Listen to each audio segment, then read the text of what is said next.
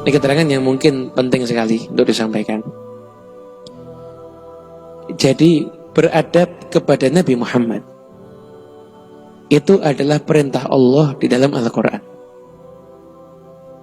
Allah Subhanahu wa ta'ala berfirman, Ya ayyuhalladzina amanu la tarfa'u aswatakum fawqa sawtin nabi.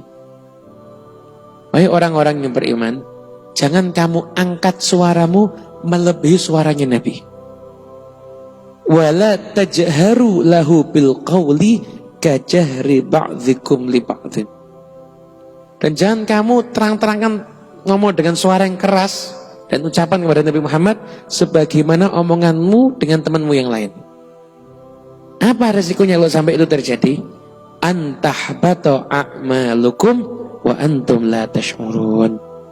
Bisa-bisa semua amalmu itu akan hangus sia-sia sedangkan kamu itu tidak sadar.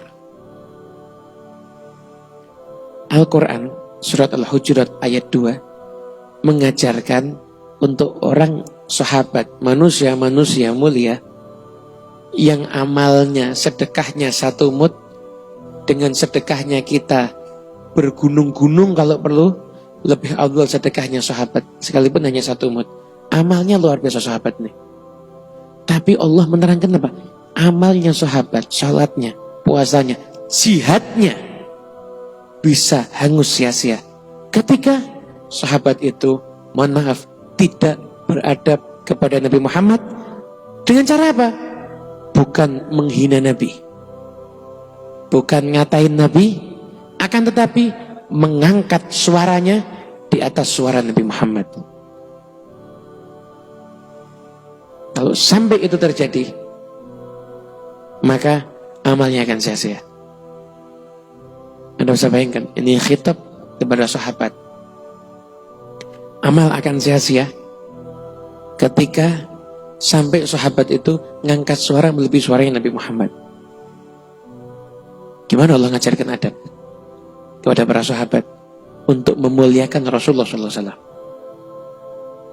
Sampai-sampai sebagian sahabat setelah itu kalau ngomong di depan Nabi, Nabi sampai tanya, keraskan suaramu, keraskan suaramu. Dipelankan karena takut tidak adab dengan Rasulullah SAW.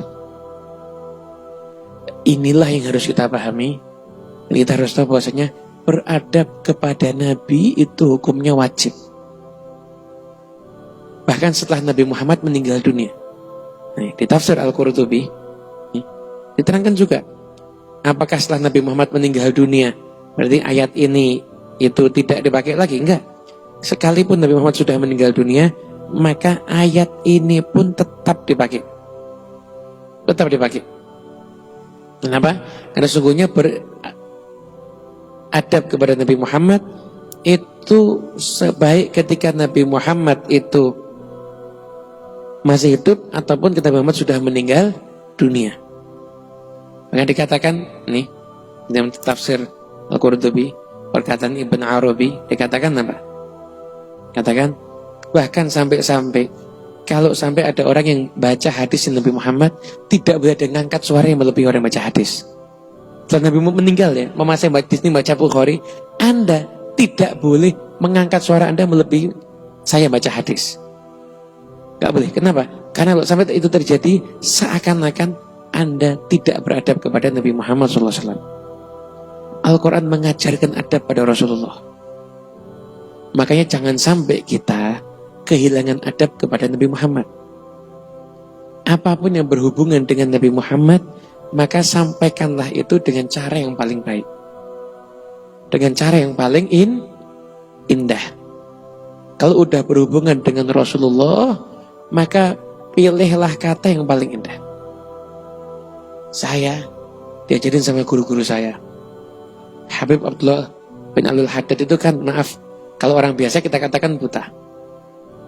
Sahabat Nabi Abdullah bin Ummi Maktum itu kalau orang biasa kita katakan buta. Saya sama guru saya dididik, kalau ada orang istimewa, jangan kamu panggil buta. Gimana? Kamu katakan aja secara zahir tidak melihat.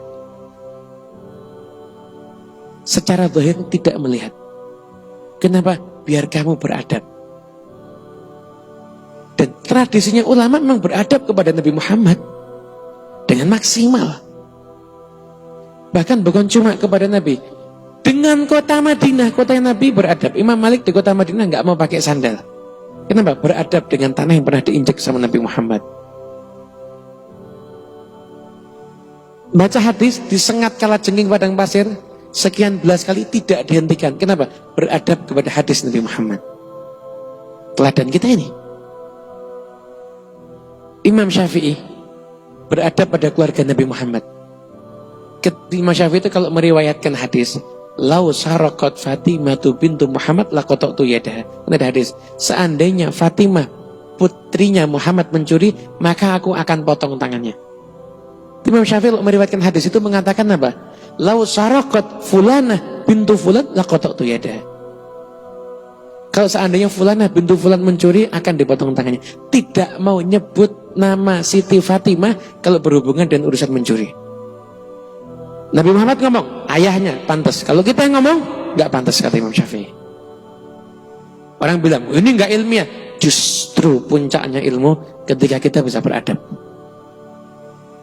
Bukan hanya dengan ilmu, tapi kita meninggalkan adab. Puncaknya ilmu tuh ujungnya adab. Makanya Nabi Muhammad mengislamkan orang sekian banyak, diantaranya bukan hanya karena keilmuan beliau, karena hujah beliau, tapi juga karena adab beliau. Tapi adab juga harus diiringi dengan ilmu. Makanya yuk kita sekarang beradablah kita dengan Nabi Muhammad SAW. Biasakan begitu, biar anak-anak kita niru nanti. Adab itu soalnya nggak dipelajari di buku, jarang. Adab itu dipelajari dengan kita juga duduk sama orang yang punya adab.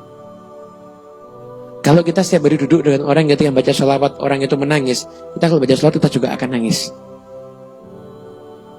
Tapi kalau kita kumpul dengan orang yang baca sholawat, orang itu menari, kita juga akan menari ketika dengar sholawat. Apapun saat ini yang berhubungan dengan Nabi Muhammad, kita wajib untuk beradab. Baik ketika kita di majlis atau dimanapun juga, beradablah kita dengan Nabi Muhammad SAW. Itu adalah puncaknya ilmu.